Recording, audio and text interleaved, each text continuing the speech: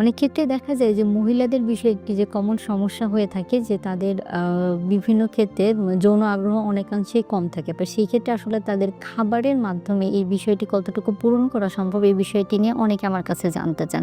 তো আজকে সেই বিষয়টি নিয়ে কথা বলব।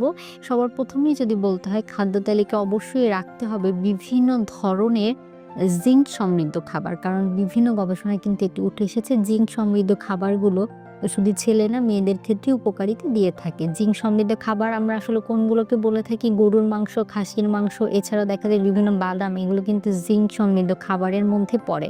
এর পরবর্তীতে যে খাবারের কথা বলব সেটা হচ্ছে ওমেগা 3 সমৃদ্ধ খাবার। ওমেগা 3 সমৃদ্ধ খাবার আসলে দেখা যায় অনেক ক্ষেত্রেই আমাদের বিভিন্ন ধরনের যৌন আগ্রহ তৈরি করতে কিন্তু সাহায্য করে। কারণ এতে বিভিন্ন ধরনের পুষ্টি উপাদান পাওয়া যায়, যেগুলো দেখা যায় যে যৌন আগ্রহ বৃদ্ধি করতে সাহায্য করে। বিভিন্ন বাদাম, সামুদ্রিক মাছ ওমেগা 3 ফ্যাটি অ্যাসিডের উৎস হিসাবে কাজ করে থাকে। এর পরবর্তীতে যদি বলতে হয়, এর পরবর্তীতে আমি বলব যে খাদ্য তালিকায় অবশ্যই ভিটামিন ডি সমৃদ্ধ, আয়রন সমৃদ্ধ, সেলেনিয়াম সমৃদ্ধ খাবার রাখতে হবে। এগুলো বিভিন্ন গবেষণায় কিন্তু উঠে এসেছে যে এগুলো সাধারণত মেয়েদের ক্ষেত্রে হোক বা ছেলেদের ক্ষেত্রে যৌন আগ্রহ বৃদ্ধি করতে সাহায্য করে।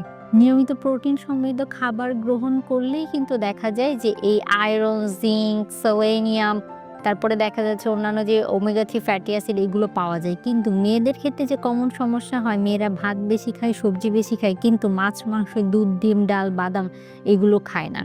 এগুলো কম খাওয়ার জন্যই কিন্তু দেখা যায় তাদের যৌন আগ্রহ দিনে, দিনে কমে যেতে থাকে। তাই চেষ্টা করতে হবে ছেলে হোক কিংবা মেয়ে হোক খাদ্য তালিকায় এই সকল খাবার দেহের চাহিদা অনুযায়ী যেন পর্যাপ্ত থাকে।